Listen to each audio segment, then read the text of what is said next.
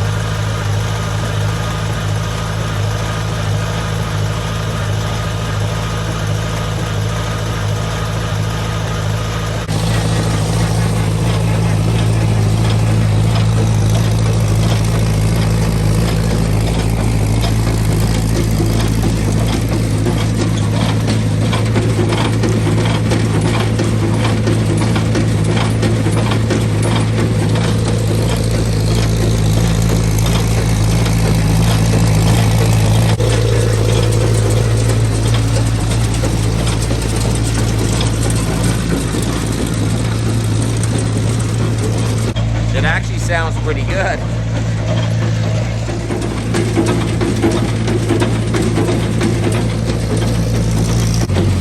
Well, that's starting to smoke there.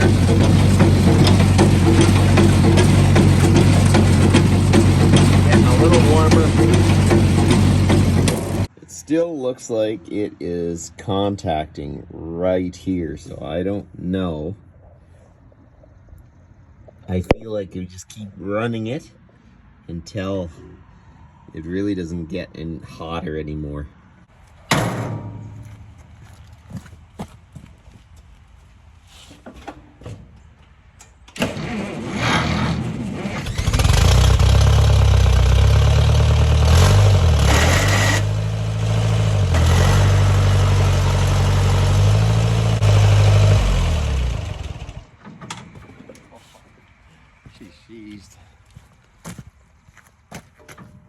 If the plunger stops at the front of the stroke, you have to roll it over a little bit because it's just too stiff. The clutch slips.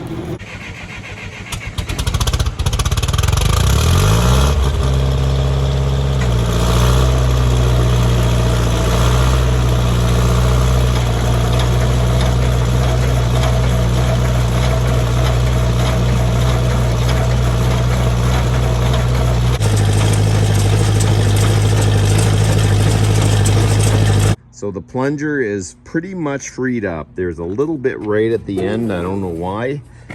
I just think it's got to run just a bit longer to make sure it's freed up. I forgot to film, but inside here, this is the lever that allows it to tie. It was seized, so I took this off and then I just kept spraying this pivot, making sure that it springs back on its own, because that wasn't happening. I lubed up here and here, they're pivots, and we're going to grease the rest of the grease fittings up here, and then we're just going to cycle it a few times.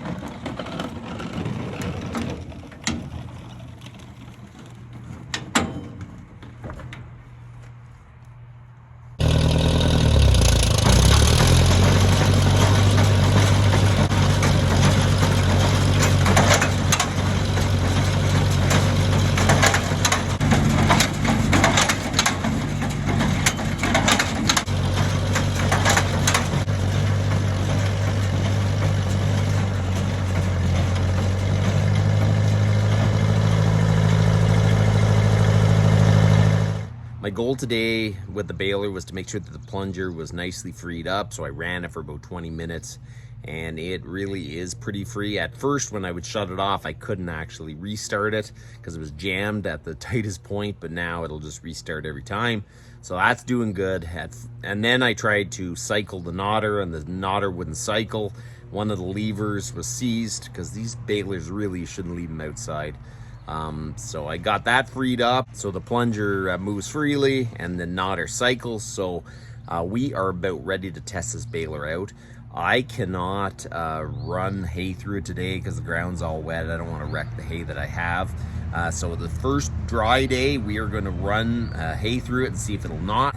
I want to make sure that it knots before I actually have to use the baler, because that would be an absolute nightmare. So that's about enough for today. You guys have a good one.